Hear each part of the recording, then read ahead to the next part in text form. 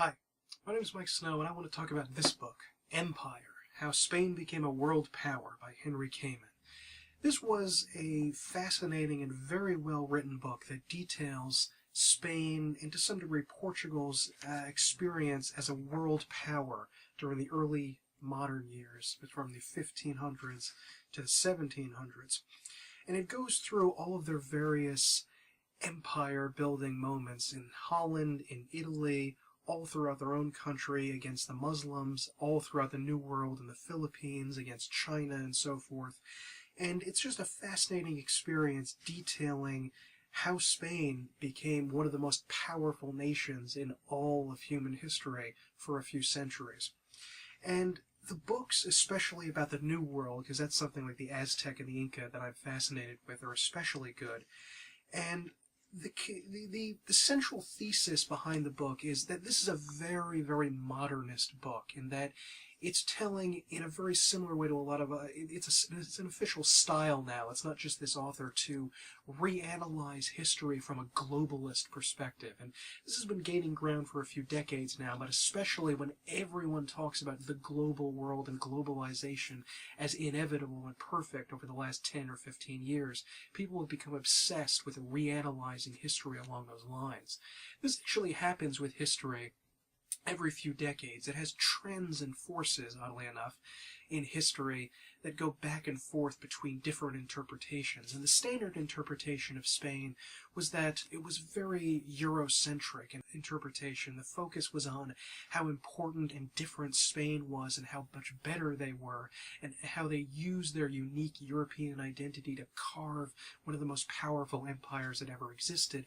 But this one is very, very different and looks at all of the other people that helped craft the Spanish Empire during the 15 to the 1700s and how powerful it was because other people were helping them.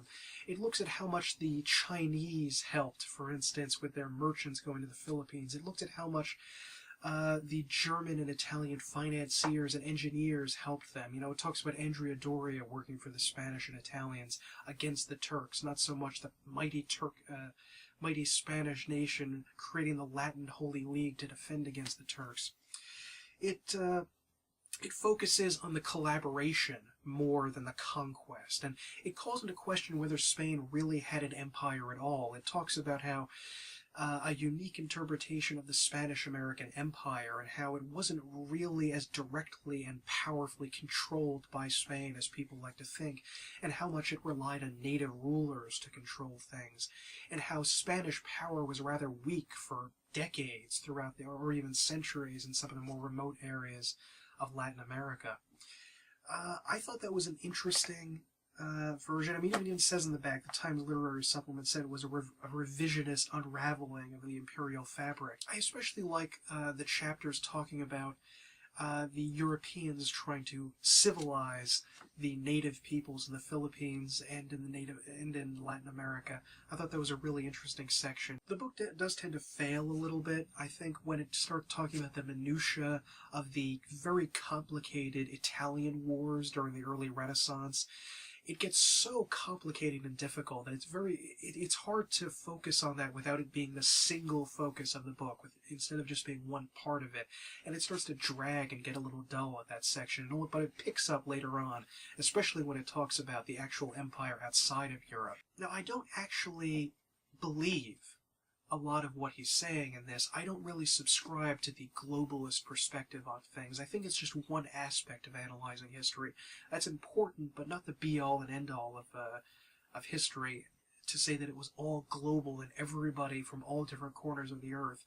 I think that we've gone a little bit too far in that direction of idealizing globalization and how the Europeans really weren't as responsible as they like to think. I think they were responsible for the power of their empire more than this guy says, and I think he puts a little too much effort into this very modernist reinterpretation of things, and it ultimately seems that he ignores a lot of the Spanish input into what happens. And I can understand why he's doing that, because he's coming from a perspective of obsessive focus on a single group, on just the Spanish, or even just the Castilians in Spain. And I don't necessarily think that just because the Spanish were financed by some by the Germans or some Italian bankers, that was somehow makes their achievements less notable or less worthy of comment or credit given to them. I really don't quite understand the point he's trying to make there.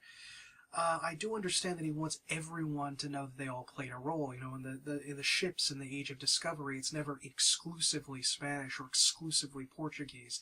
There are always, you know, a couple of Frenchmen and Germans and Italians that came along, and they had an important role to play too. But I don't necessarily think. I mean, historians. One of the hardest things a historian has to do is to discover a way to tell a story that's been told hundreds or thousands of times before from a fresh perspective, and he has to sort of cheat in a way and do that, and go a little bit too far towards a direction that doesn't make a lot of sense to find a new perspective. They're always looking for new angles, and this is just one angle. So if you read this book, and I highly recommend it because it's very, very good and very, very well written. Most of it is interesting, except for a few sections here and there, and it's absolutely riveting when talking about the Latin American colonies and the Philippines. That was really exciting and very interesting. I'd read a lot about that before, but this made it fresh. You know, don't take it absolutely as the gospel that all of history written before this was just ridiculous and Eurocentric and wrong, and everybody kind of played a part, and everybody put their hat into the ring, and everybody was doing it. The Spanish still deserve a lot of credit for the amazing achievements that they had at the time. So this is an extremely modernist approach. It's an anti-government approach and a pro-business approach. He's more interested in showing about the people that had the money behind the power rather than the people in the government that were traditionally credited for these things. And it's important to give them credit, but it's not 100% there, just like the government was not 100% right. It was a variety of different factors. So you got to be careful and don't take his globalist interpretation as the real interpretation and everything else is wrong. In reality, it's just one important contribution to a broader spectrum of the history. And it's not the be-all and end-all that he kind of suggests that it is, even though I think he tries to say that it's not. He kind of suggests it is in here. It is fascinating also that he talks about the first era of globalization. There's an argument going around now that the world has always kind of been globalized, and even in the Middle Ages, even if it was in a very small extent, there was still international trade and travel going on, and that's true. But ultimately, though, it's fascinating to see the earliest age of what we would really call globalization, when the economy became global and everything began moving into different hands, when China could have a huge impact on Spain and vice versa. That was really interesting. So it's an interesting perspective on things. It's not what I would agree with totally as the right interpretation of history, but it was very well written. It can be reread many times, and I really enjoyed this. Empire, How Spain Became a World Power, by Henry Kamen.